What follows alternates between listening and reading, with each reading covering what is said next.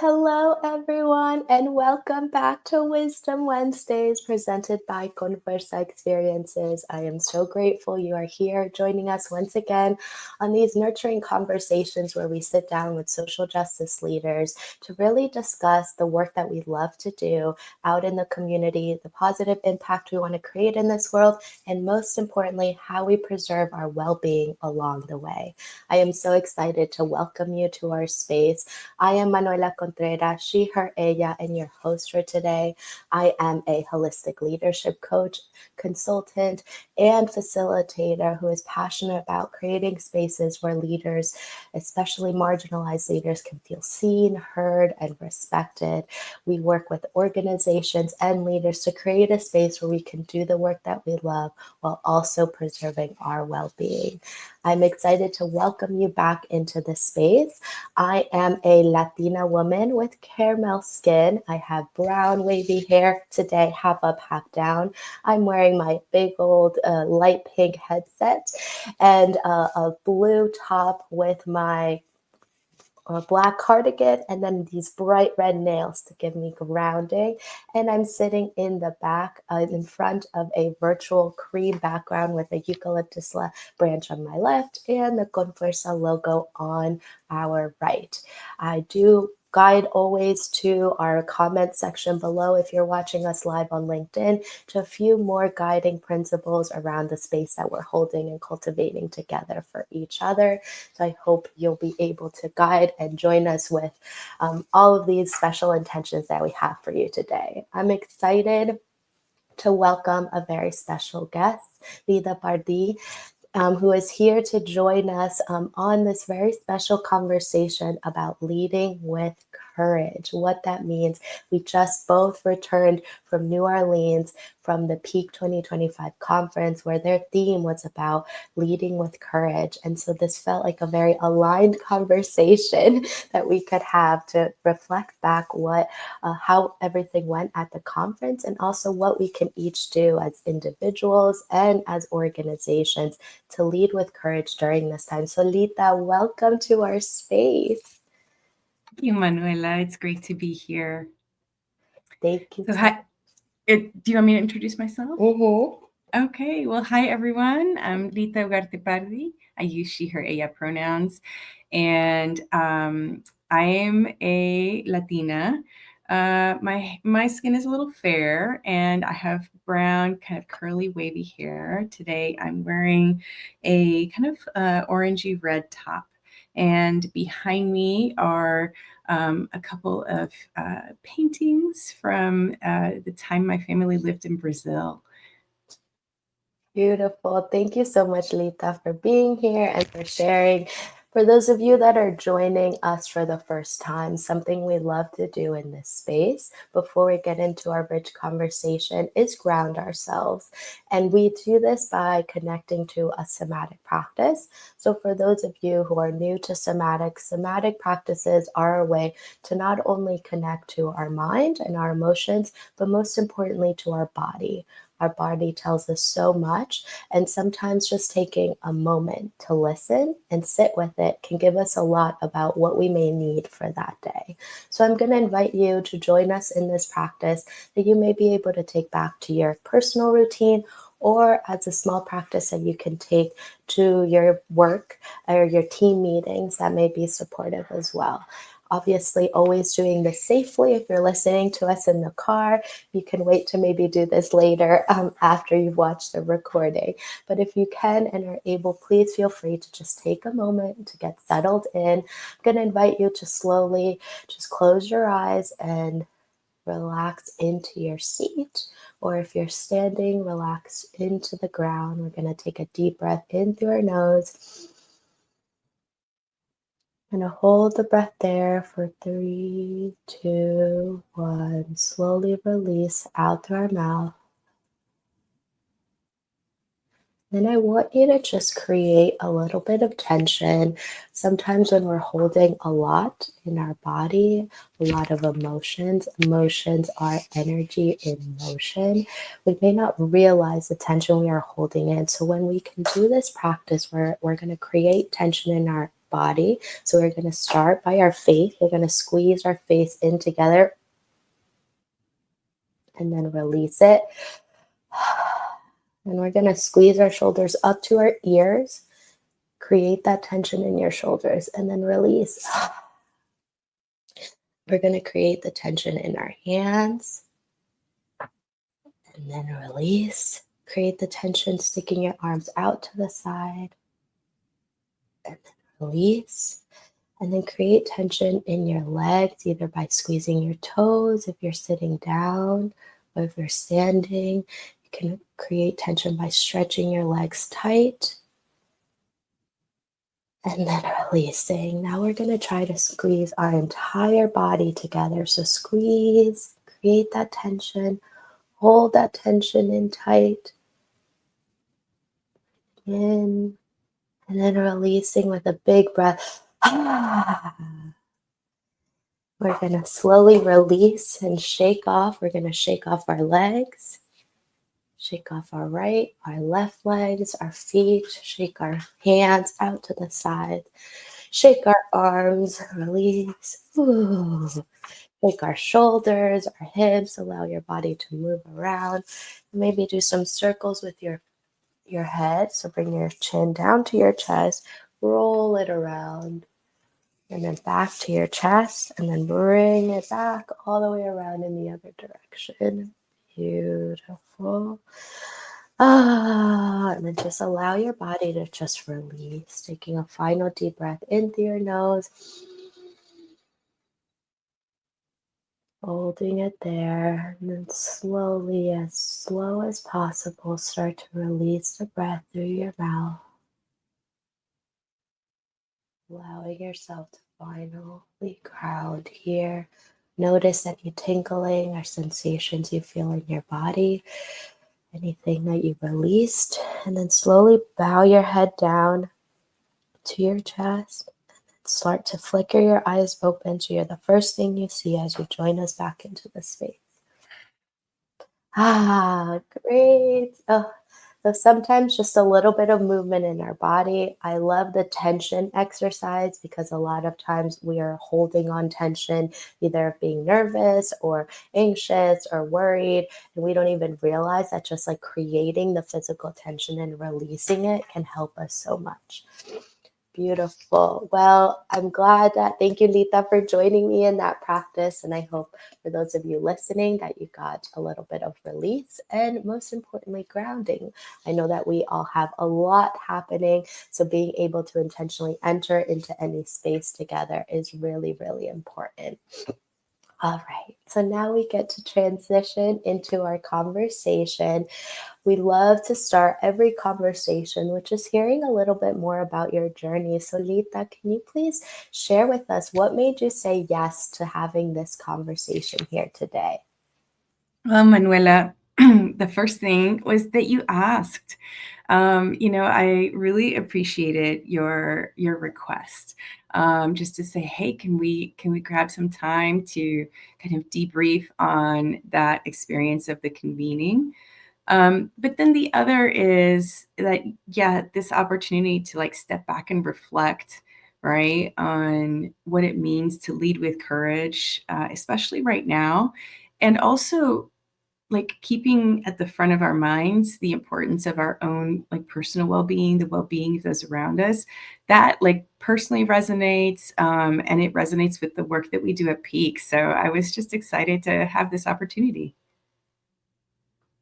Incredible. Thank you so much, Lita. I love that. And it really felt like I had the privilege of experiencing the conference as a attendee, as well as being able to speak as a workshop leader and also coach. And so I felt I had so many dimensions to the conference, and I felt the energy of people really needing the inspiration, to having some hope back into how do we do this big Mhm. monster it feels like right now that we all care so deeply about, but how is it possible to still find hope, still find resilience was a big theme I heard. How, and then this big word courage, and what this really means, like what does it mean for us to lead with courage. So I'm wondering, Lita, for you, can you share a moment in your leadership journey where you had to lead with courage, and what did you learn from that experience? Yeah, I mean, I'll just share, before I worked at Peak, I spent many years working at a foundation. I worked at the Community Foundation for Greater Atlanta. Atlanta, Georgia is where I am based out of. And I worked there for almost 18 years. In that time, I had a lot of different roles. All right, I transitioned, I grew, I stepped into different like leadership positions, and in my final leadership position there, I was heading up the community impact team at the foundation, and that I came into that position in, I want to say, like October or November of 2019. So just before COVID hit, right? And so of course COVID hit, and there was a whole, stepping into leadership in a whole different way, because of the work that our foundation did in partnership with our local United Way partner. But really, where I felt myself having to lead with courage in that time was when some members of the arts community in Atlanta called us out for the foundation not really supporting Black-led arts organizations as well as we could have. Mhm. And for me, it was like something that came out of left field, right? And having to like take responsibility for something that I wasn't, leading over the course of many years. It was that moment, right, where you say, well, it doesn't matter that I wasn't in charge, that I wasn't the one driving decisions or how we did things. It's my responsibility now to lead this team. And to step back and assess what was the team, what was the organization still doing to reinforce these practices of, supporting the same organizations over and over again, and not giving a chance to these organizations that were led by BIPOC leaders. Mhm. And, that was a bit of external leadership, but also internal leadership, right? With the team. And it was tough. But that's, I think, what leaders have to do is they have to step up to tough challenges and, work your way through things. You turn to your network, to your colleagues, to whoever you need to turn to get perspective and support, and figure out how to come out on the other side, in with like a good positive outcome. Wow. Oh, thank you so much for sharing. I love that example. There's so much. I mean, we know what it was to be in the pandemic and to be in this place of genuine urgency. I mean, I think we talk a lot about this work in philanthropy, especially this work, this feeling of there's always a need for urgency. And Yes. sometimes it's that we create the urgency Mhm. unnecessarily, and it can cause us harm. But we know during the pandemic, there was Right. a real urgency, and it showed a lot how we reacted in that Mhm. time. And what I love about your story here is that you talk about two really big parts: feedback and Mhm. accountability. Mhm. And when we think about leading with courage, these feel like such a fundamental part of how we lead with courage, because Yeah. we talk about, I mean, I love speaking about feedback. It is such a crucial part Yes. of leadership. And there's so many ways that we can receive and give that feedback. But what I love Mhm. that you said here is that, but this was feedback that wasn't even mine. Mhm. It was feedback that it came from the actions of people before me, but it was still my responsibility because Mhm. this is where I'm at now. And Yeah. so I love that you touched on how we can hold ourselves accountable when maybe it is or is not our responsibility to I mean, what we think is our not our is our responsibility. And sometimes when someone comes to us, like how we can hold that space for the person Mhm. to really hear them and listen to them and still say, wow, okay, well, what can I do in this space? And Mhm. so I think that I bring this up because accountability was a big theme of the conference. Mhm. And so I'm wondering, in your mind, with this experience, and also with what we heard about from our keynotes and other speakers in the workshops, like how does accountability play a Yeah. role into leading with courage? Ooh, well, that's a great question. I mean, gosh, Manuela, I mean, there's a bit of the like self accountability, and I don't know if there's a different word for that. But I think about, others hold us accountable, but we also need to hold ourselves accountable. And when I think about accountability of like myself and leading with courage, I think about one of the, I want to say, like fundamental elements of like a person's leadership is their own values, right? And making sure that periodically throughout your life, throughout your career in a place, even maybe sometimes like every year we should look at your values and ask yourself and assess against all the things that you're doing and ask yourself, am I living up to my values? Are my actions aligned with my values? At Peak, we have 5 principles for what we call peak grant making, which is all about equitable grant making. And one of them is to tie your practices to your values, right? So as grant makers, how our foundations connecting how they're practicing philanthropy with the values that they espouse, right? So that's like at the organizational level, but at the individual level, who's holding you accountable? Right? You could ask somebody else to hold you accountable, but for your values, I feel it's very personal. And so I think that's one element, right? And then the other is about um, your close colleagues that with whom you're partnering in your work, whether it's in your organization or, if you're on your own, you're a self-employed consultant, right? It's who keeps you accountable for your actions. And have you told anyone, I really want to be courageous this year, right? Help hold me accountable for that. Oh, I love that. In Conversa, we use this analogy of our garden of support, of Mhm. who we choose. And I say all of these are choices, people that we allow to be in our garden. Some people are the people that help us water ourselves. Some people are that give us insights through the light. Some people are there to just sit and ground us.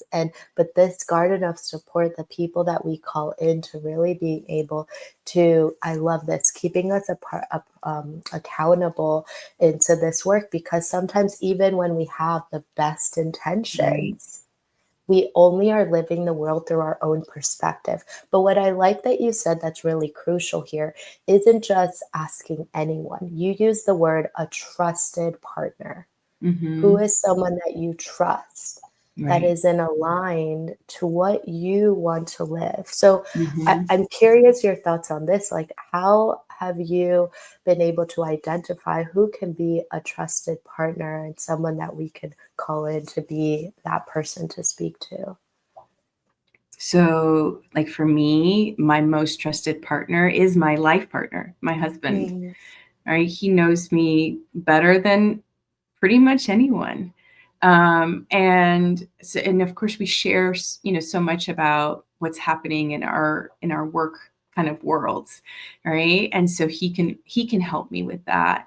But I will say, like, cultivating some trusted partners internally at my organization is is something that I've always done in the different workplaces I've been, right? Because if you think about, for example, if you say, I want to be this kind of a leader, right? I want to be an inclusive leader. Let's just use that as an example. And then, you're busy doing things, running projects, creating programs, whatever it might be. And somebody who knows that you want to be an inclusive leader could say to you, hey, this is going great. However, I don't feel you're including the right folks at the table to bring this program to life or to create this resource, whatever it is that you might be doing. Right. So having that, like someone who's with you, who sees you on a regular basis in your workspace can really help you, in case you have blind spots or, in case sometimes we just forget about things. So I Mhm. feel that's also really important. And then, I mean, I'd say other two other kind of groups, with like categories of folks that I would put in my garden of support. I love that. One is, of course, like my closest friends, right? These people, they know you in a different way. And you always talk about work with your friends to some extent. And so they can help with that. But then also if you have a coach, right, who can remind you of values that you're trying to live up to, they can help keep you in line too. Yes, I love that. I love the range that you're speaking to because we are a full human beings. We're Mhm. complex and in our different dimensions, and having people that can see all these different sides of us and honor and respect that and call us in. I always say, call us in to saying, like, what is that? What is really important to you right now? Why is it? I remember I had this whole conversation with my mentor a few weeks ago. I came ready. I had a whole presentation ready about this new program I was launching, thinking we were going to have a whole conversation about the details of this program I was going to launching. And after I shared and presented it to him, he sat there and said a simple question of, Mm, yes, and how does this align with what Manuela needs right now? mm. That's it, That right? was it, and that shifted our entire conversation, the Yeah, hours I had prepared to yeah. have this, and that's really what it is. One, it's knowing that that person, these people that you are asking this feedback for, they really have your intention in mind because you are thoughtful of who Hmm. to ask, who to bring into your garden of support. And Right. so when you go to them, you know that the feedback you're receiving is coming from a heart-centered place. So that's one part of it, is trusting that. Hmm. And then the openness that we can have of saying, huh, okay, although I was prepared for this, I am allowing myself to be open to what's something I never thought about. And I like that you said that, especially in terms of like creating spaces for people that we do not have identities with. Having Hmm. people, if we're saying we want to create an inclusive learning environment, but we Right. have not sat with people that share the different types of either learning styles, lived experiences, Hmm. identities, that can come in and share their perspective. How are we going to be sure? We can read all the books in the world, Yeah. and once again, not one person is going to represent the whole community, right? And so Hmm. also acknowledging it's important to still stay open once we're in the space of being able to receive that feedback. But Yeah. once again, I like that we go back to trusted partnerships is about not only trusting ourselves, trusting Hmm. their intentions, and also knowing when it's okay to say, yes, thank you for Hmm. that. And I actually still think this is a line to Hmm. me because there's so many ways to have that, those different types of conversations. Something that I love that we spoke about. So going back to our peak 2025 Hmm. conference, and what I'm curious, what were some other themes that resonated with for you throughout the conference, or that you heard from the attendees? Yeah. Well, I just want to say, when we came up with the theme of leading with courage, it was last summer, right? We didn't know what was going to transpire between when we came up with that theme and announced it and the actual convening. But like leading with courage is something that I want to say is it's really special to the Peak community, because the Peak community is made up of mostly grants management professionals. These aren't the folks who are deciding where the money is going. These are the folks who are there making sure that the money gets out to the right place, right? That the process is as like unburdensome, equitable as possible, who are connectors, internal connectors. And they lead from where they sit, which is not always at a leadership table, right? They don't always have like a big leadership role. It has evolved for sure, but they are used to kind of just being there and making things happen, right?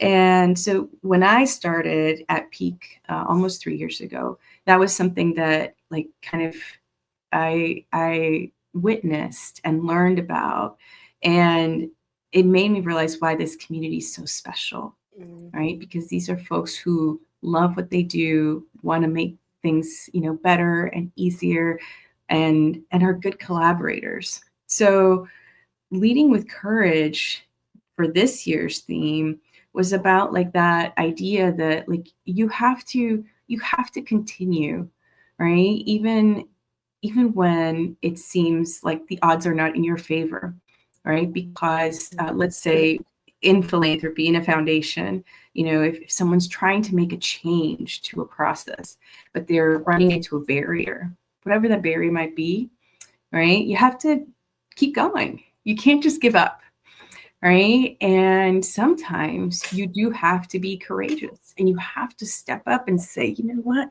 We can't do things this way anymore. And here's why. And that's why that theme was so special. But one of the things that like I have a few notes, right, that I jotted down, like my highlights, some of my highlights from the keynotes and from other sessions. There was a lot of conversation about values, right? Grounding yourself, regrounding yourself in your values, and really examining what you're doing, what you're not doing.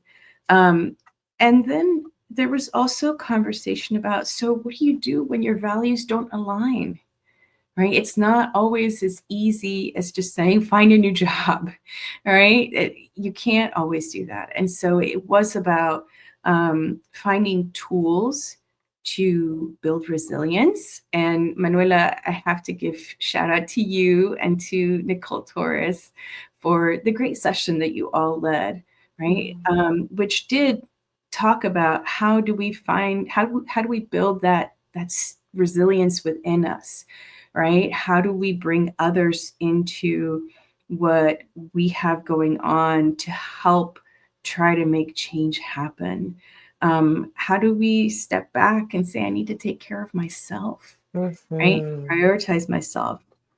I will say at the convening, the 3 years that I've been there and have been working on the convening and the content, there's always been we need to bring that personal like wellness to the table, because we have to recognize, and we do recognize that our members, you're all humans, right? And the Peak team, the staff, we do a lot of things to take care of ourselves and to encourage that and to say, hey, I noticed you haven't taken any time off in a while, like, is that possible for you? And of course, I do this for the people I manage, but we can also encourage our colleagues to do that, right? And what happens if you don't have that kind of culture at your organization? That's part of the reason why we bring it to the convening and we bring it to our programming. It's because we need to equip our members with those kinds of tools, right? And like practices. But I'll just share two other thoughts around the leading with courage. Somebody said, leading with courage doesn't mean being fearless. And that's so true, Right? Mm-hmm. Being bold doesn't mean being fearless, right? You have to be aware of what you're stepping into when you're bold and courageous, and it's okay to be a little bit afraid. One of my old bosses used to say you should do things once a quarter that make you really like scared out of your mind, right? Because it's good for you. So that was one thing. And then the other kind of, I want to say, like, quote that I have is from our final keynote speaker who said, "Who are you uninterrupted? If you Mm. could just be you, who would you be? If you didn't have to think about all the other people and things in your life, who would you be?" So those were some of my highlights. What about you, Oh, Manuela? oh my gosh, so much richness there. I just want to firstly acknowledge you and the Peak team. When as an independent consultant and coach, I'm also very intentional about who I choose to partner with. And as just in how you describe the process that Peak took to be able to get to this place, it was so evident in the experience as a participant and also as a speaker that wanted to come and share this work. Coming and for folks of you who didn't see any conversations or didn't attend, the workshop that Lita was sharing that Nicole Torres and I led was how to build a healing centered culture to reduce burnout. Not every place is quite ready for conversations about what it means to build healing centered cultures. And so it was really important for me to feel like I could come to a space that really was in integrity with the words and the actions that they were saying they wanted to bring out to the sector. And that is something that I've always admired about Peak is y'all are walking the talk and being transparent around that. It's hard, it's not easy to be in this revolution of in this paradigm shift, as I call it.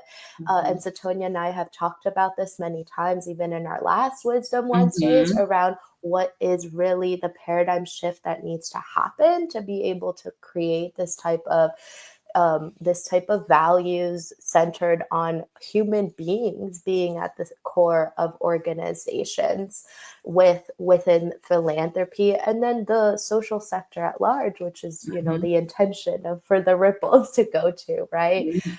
But I love, so I just wanted to give that acknowledgement of what your team is doing and that it was felt. And it's very exciting to see it so normalized throughout all Yeah. the conversations we had. I think every keynote, every speaker, everyone that I talked to had an element of how do we ground ourselves in, I like what you said, who are we uninterrupted, who do we need to connect to continue to build our resilience was a big theme that I heard. Was I know that it feels like this is a time where you want to go into your under the cave and just hide out, which to your point, there is a moment we all need to do that to preserve Mm-hmm. ourselves. Like there is going to need a moment where we're saying, I'm exhausted, like I need a Yes. little bit of time because this has been a lot. And Mm-hmm. also, what does that do? Some people think that like going into like take some time for ourselves or retreating a bit is an act of, oh no, you're giving up. Quite Mm. the opposite, actually. Yes. When I love, there's this analogy that as y'all can tell, I'm a visual artist. Like I'm a visual person, so I use a lot of visuals to describe feelings and expressions. But there was someone in the We All Grow community, which is the Latina community, that they shared this analogy around a bow and arrow. Mm. And this bow and arrow, in order for it to have its full strength, it needs to be pulled back Mm-hmm. and held there for some time before it can be perpetuated or pushed forward. Right. And that is the way I see our connection to our well-being as well, is for us to be able to build the resilience that we all need right now, the courage that we all Mhm. need right now to say, something doesn't sit right, or I need to actually rethink this, or Mhm. is this the right place for me and the place I want to be with in this type of landscape that we're in. All Mhm. of those questions can only come when we have a regulation in our body, when Yeah, we know what is important to us. And I'm right. going to tell you, when we're in the chaos, it is No. very hard to know that. It is very hard Yes. to answer those questions. So, why I say the pullback is that time for you to sit with yourself, to Mhm. connect, to rest. Lord, rest, everyone, Yes. please. Yes. Rest and be able to say, oh, what do I need? What is Mhm. important to me right now? Yes, of course, we're part of these bigger organizations, and you may or may not align to that, but you're there. So, but what do I need and what do I want in this moment? Something that I'll say, and then we'll shift, is one of the things I loved about the that I heard a few of the keynote speakers say is like, you don't have to do it all. Mm-mm. You can choose one thing. Right. And I think right now, with all the fears, thank you for naming that the fears are very valid. With all the fears, we want to just like take it all on and say, what can Mhm. we do? And just start running forward to figure it out. And also, I think there's something really beautiful and critical about saying there is something that each person can do. Mhm. Not every person needs to do everything. It's Right. actually going to be more powerful for each of us to take on something that we know is aligned to us and our strength, and really get grounded in that and Mhm. move from that place. And that's enough right now. And that Yeah. in that space, you can create such a beautiful impact.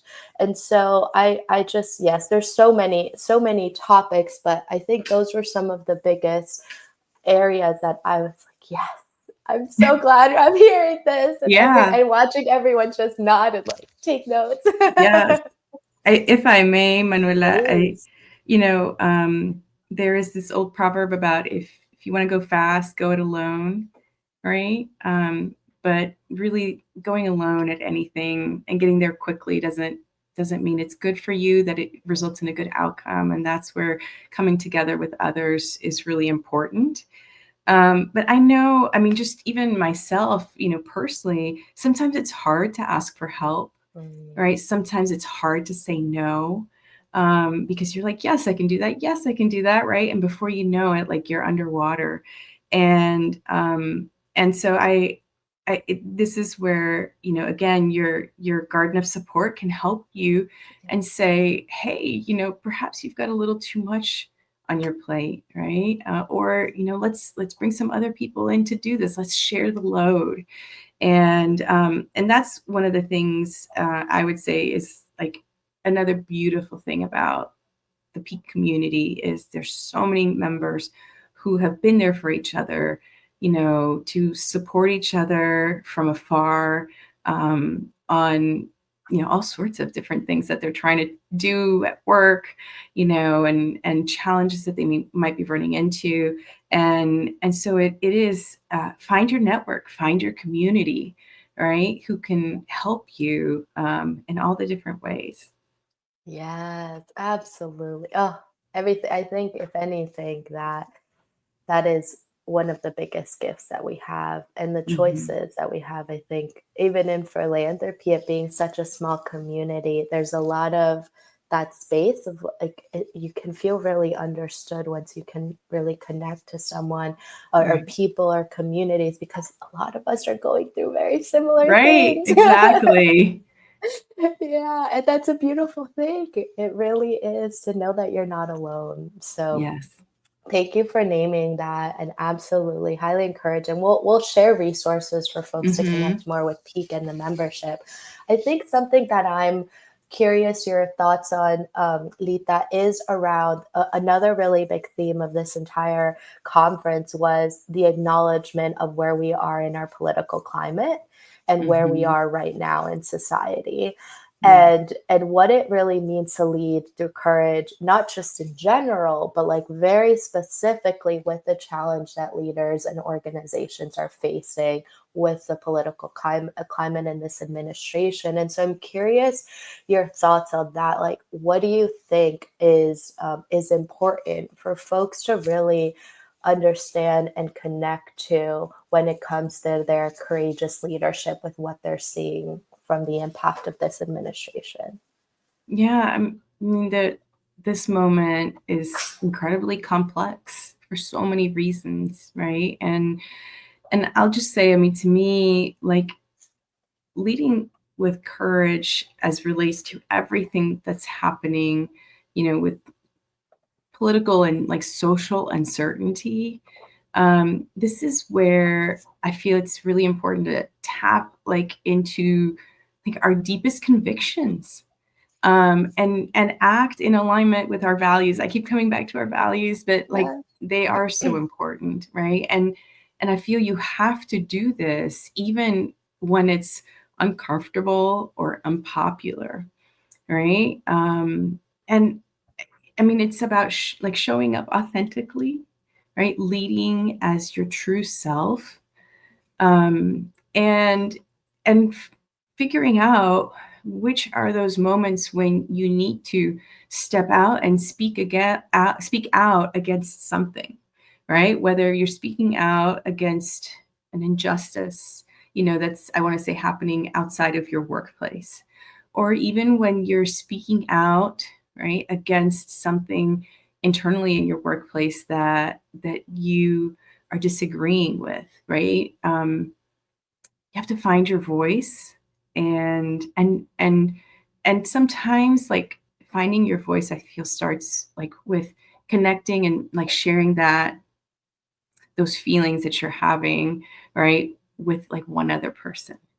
And from there, seeing if there's alignment between two people to then speak with more folks, right? And so I think it's ultimately about like taking some kind of action, um, but also being thoughtful about what that might mean for you. Mhm, mhm. Absolutely. I think a lot of times when we are heart-centered leaders, as I say, and fun fact, I learned this last week. Heart, the root of heart and its origin actually Hmm. comes from the French word cœur, which is Hmm. courage. So Yes. being a heart-centered leader is being Hmm. someone that leads with courage. And Yeah. and this was after we chose our topic. So I was like, oh, even more Perfect. aligned. Yeah. But that is the folks that I work with, I say are heart-centered leaders because Hmm. there's something different about folks that do want to lead with this. And so, but what I wanted to acknowledge is something's really special that you said is around it's okay to also know what I call where your psychological safety is, right? Yes. Needing to know how you also need to protect yourself. It's a lot of Yeah. folks may hear us saying, we need to take action, we need to stand up. This is Hmm. important. Yes, and taking care and knowing like where your limits are. What is it? It's also okay because we don't want to create any shame if you do not feel safe enough to be able to speak Right. up. That is real. Yes. That is absolutely real, that we do not all have the safety within our organizations or the spaces we do to be able to be the authentic Hmm. leader that we want, to be the courageous leader that we want to be. And so I think this actually goes perfectly into what we always love to talk about, which is then what is the organization's role Yeah. and the systemic role that we all need to acknowledge if we really want folks to lead with courage. What Hmm. can organizations really do to cultivate cultures where courageous leader and accountability is Yeah. accepted? Yeah. No, this is a good and important question. I mean, you know, what can organizations do? I let's go back to, you said, psychological safety, right? How can organizations create that psychological safety for their staff, right? There's only so much I would say an organization can do. Like organization can put structure in place, right? Mm, Can create the environment where like people have that opportunity to feel safe or whether they feel safe or not, right? To speak up, right? It's what happens after a person speaks up or like takes a risk or makes a mistake, right? Is there mhm, some kind of like backlash that they experience, or is there that space that's been created where people feel encouraged to take risks? And when mistakes are made, there's that opportunity to like step back and have a conversation about it, right? mm, And to me, I make a mistake. I hate making mistakes. I think everyone does. And then as soon as I can, I start analyzing things because I'm a really analytical person, and I'm trying to figure out what can I learn from this moment, right? What can I learn from this moment to do things differently the next time? And so I think, one, organizations can create like containers, right, where mm, conversations can happen. They can create that spirit of like innovation, right, which like risk sometimes goes along with innovation.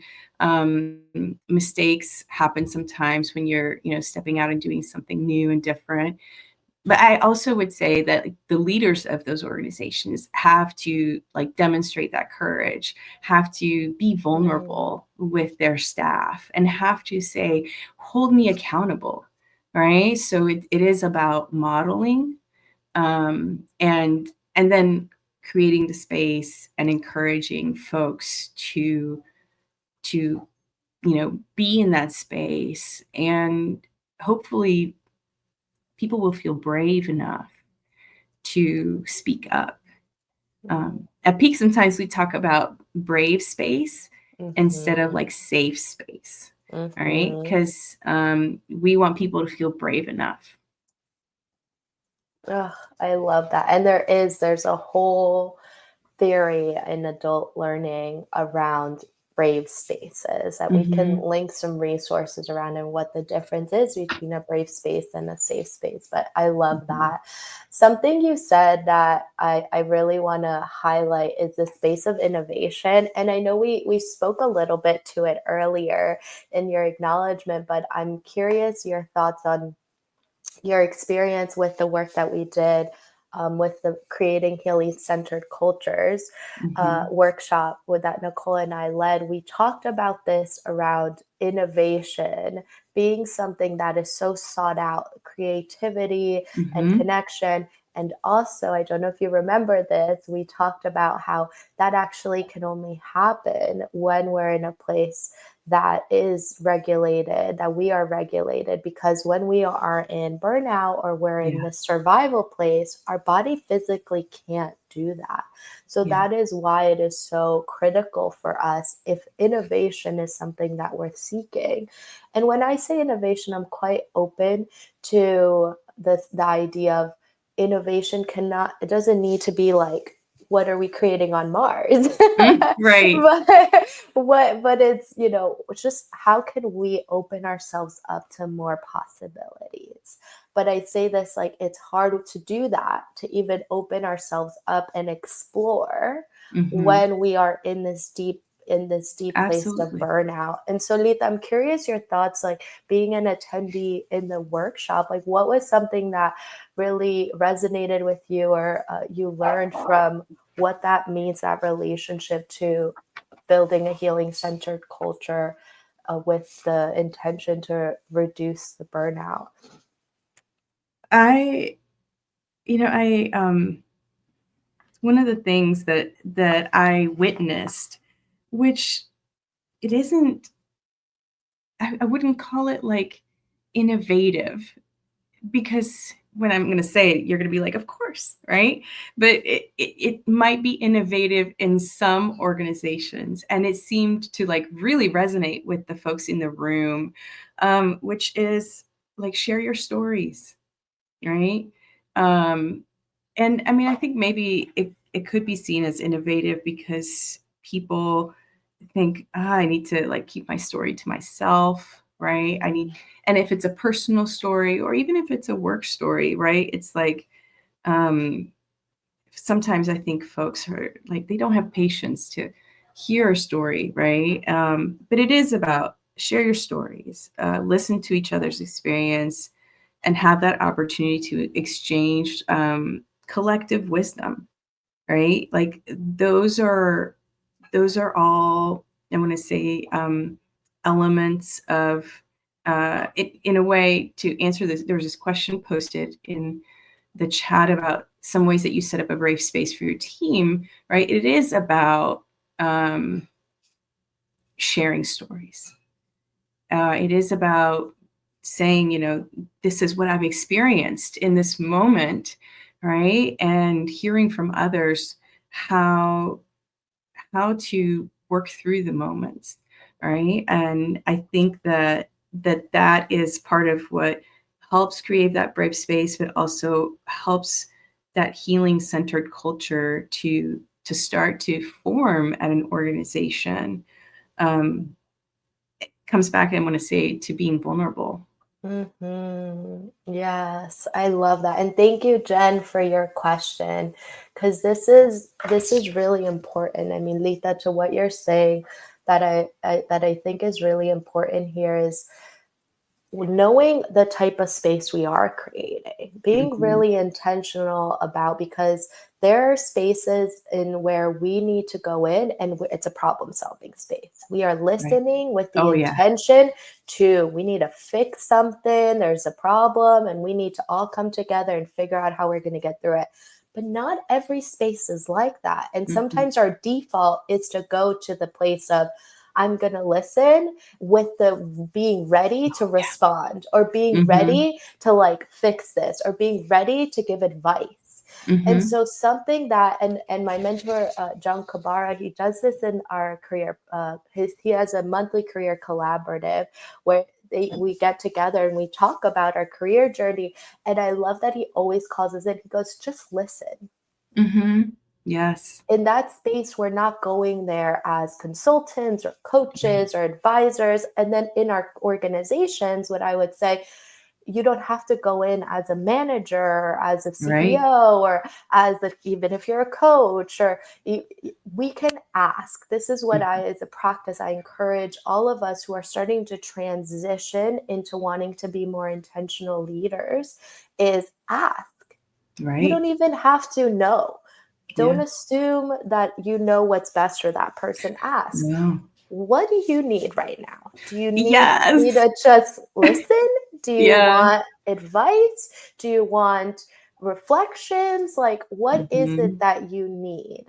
Yeah. And cultivate those spaces. That is one of the elements I think you can do with creating a brave space is, what does our team need right now? Maybe we just Yeah. got out of a conference and we really just want a space to reflect and share out, and that's enough, and just listen and everyone take it in, right? Or we Mhm. just had a really difficult week and we made a big mistake, and that's Yeah. okay.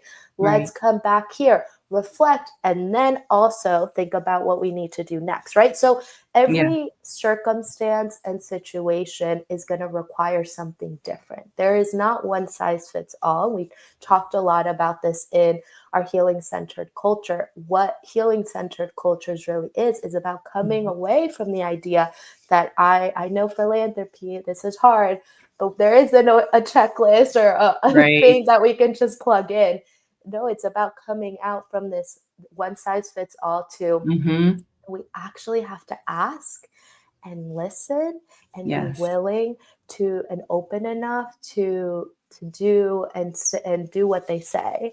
Yeah. If they say, I just want to listen, as hard as it may be, to not want to give that advice. Yeah. Well, I mean, Manuela, this reminds me, a couple of years ago, the Peak staff went through a racial equity journey with a group called Community Build Ventures. And we had a few sessions in which we had to do like some real intense listening. Mm.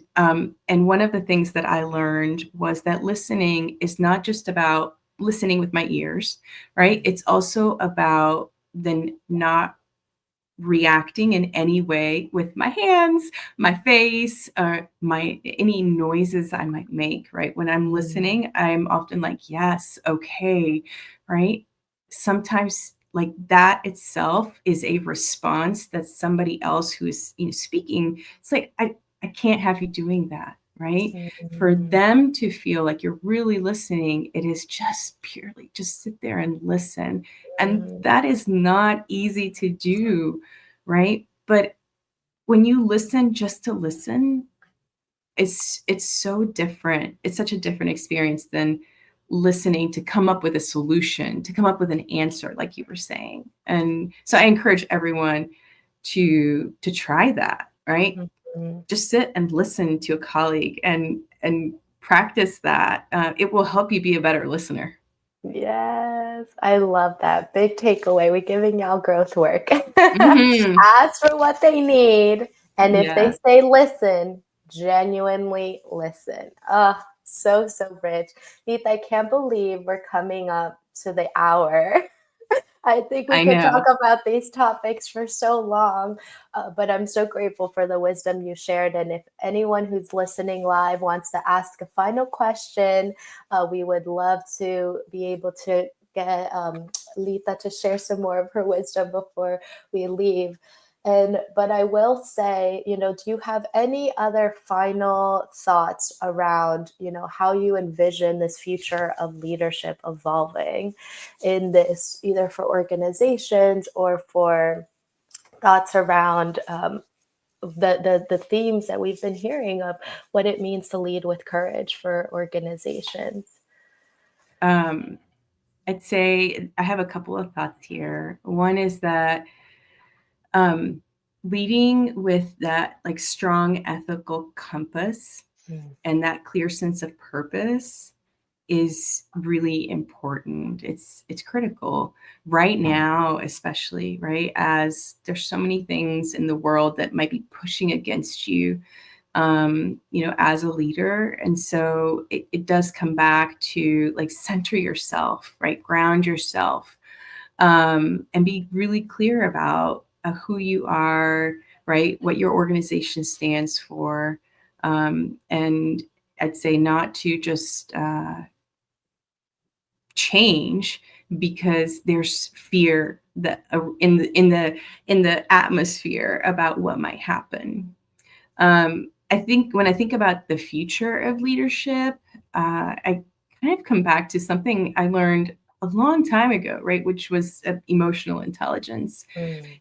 And I'd say that leaders really need to be attuned to emotional intelligence, and lead with empathy, right? But it's also, I mean, you can't just lead with your emotions. You really can't do that, right? And so it is about finding the balance, um, between being attuned to the emotional needs of your team, your community, right? Coming back to your your values, that sense of purpose.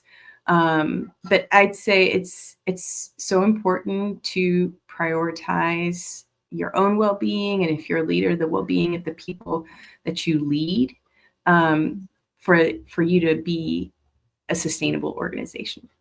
Yes. Oh, thank you so much. I love all of that, and it's so important. We did get a final question from Yes. the audience. So I want to acknowledge Jen. Thank you for your final question. And how do you find your best mentorship and peer support relationships as you grow in your leadership? Any thoughts, Lita? It's a great question. I think, you have to acknowledge that mentorship and peer support is going to change as you grow as a leader, right? And so a mentor that helped me, that worked with me years ago, might not be the best mentor for me right now, right? And like acknowledging that it's an important thing to do. I think really it's about your network, right? It is about connecting with others, whether it's within your organization or in your community, in your sector, right? The beauty of one of the beautiful things that happened from COVID was we became so used to connecting like this, right? And in-person connections are, I think, still like some of the best connections, but virtual connections are really important, right? And that allows you to say, have a mentor or a peer support relationship from someone that is miles away from you. And so I think it is also, though, about for mentors, it's about asking, right? People don't typically become mentors just kind of along the way. People might become your mentor because you ask them to be your mentor, right? But if you ask someone to be your mentor, then you have to come prepared. Like Manuela, you were talking about earlier, you came prepared for that conversation. And so it is about looking within your network, also possibly thinking outside of your industry. Right. I work in nonprofit and philanthropy. That's been my entire career in that space. But I have some great connections with folks who are not in nonprofit and philanthropy, and they give really great advice, whether they're my peers or, in a mentoring kind of setup. Yes, I love that, Lita. Thank you so much. And I think it's something really important that we've talked throughout our whole conversation about, and it's really connected to this, Jen, for you as you're connected, if you're looking to find mentorship or peer group, is really taking time to learn what's important to you.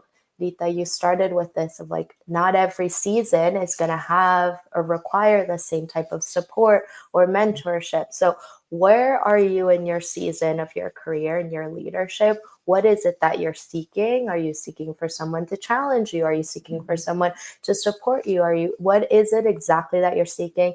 And what are your values? We keep going back to this, but what are your values that you want this person to embody? And are they in integrity to that? Because not everyone, even people we like, may not be the best mentors. It's not really about someone you think is fun or nice, but it's someone that is aligned to the value, what you see in yourself, or maybe a future version of you're saying, there is I have an aspiration to be more of a courageous leader.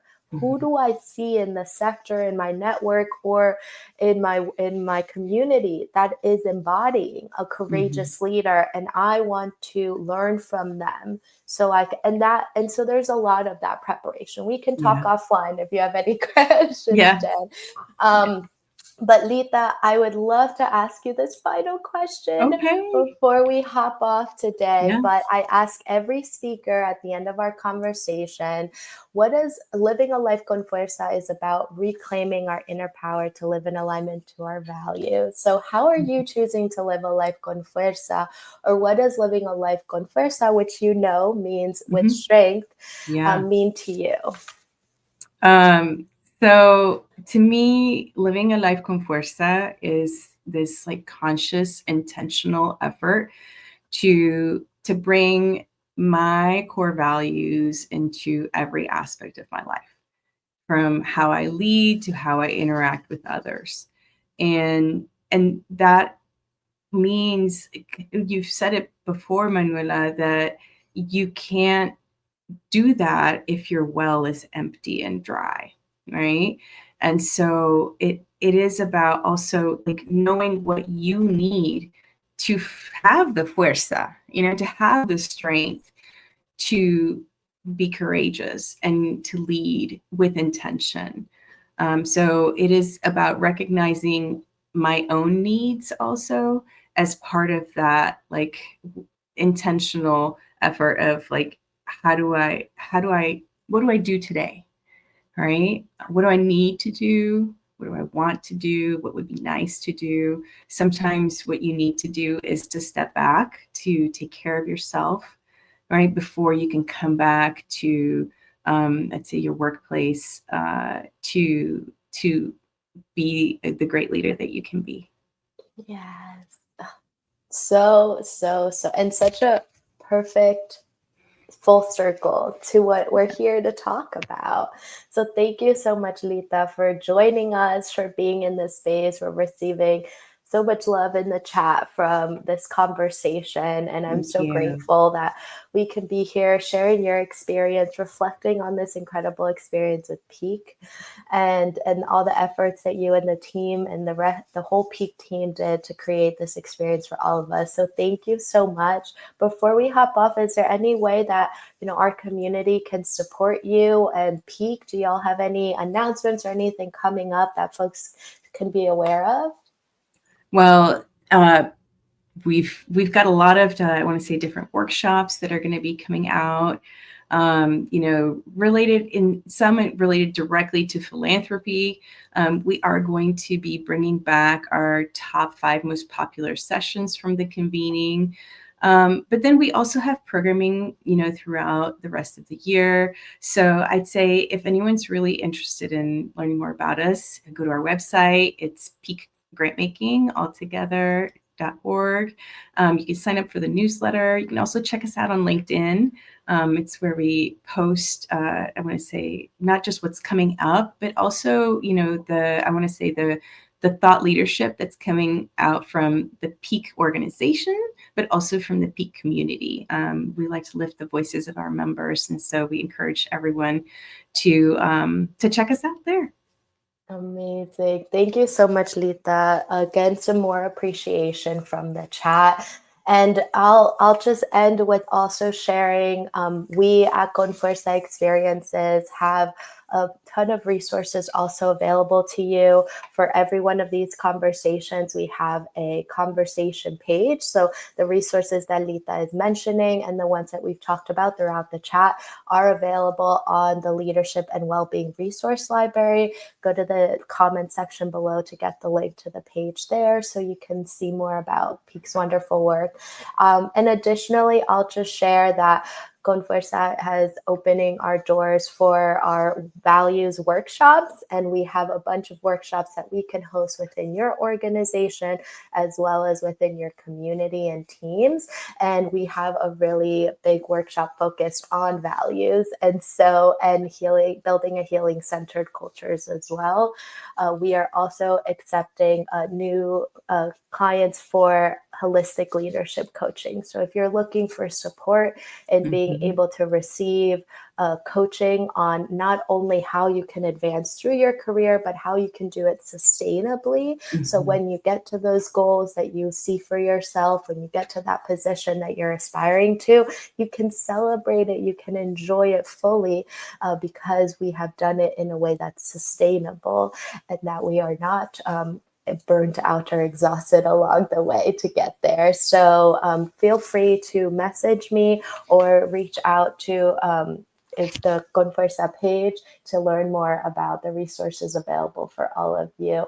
We will see you in 2 weeks for our next Wisdom Wednesdays. Thank you all so much for joining us. And thank you, Lita, once again for being here and sharing your wisdom and being in community with us. Manuela, thank you so much for the opportunity. It's been so much fun.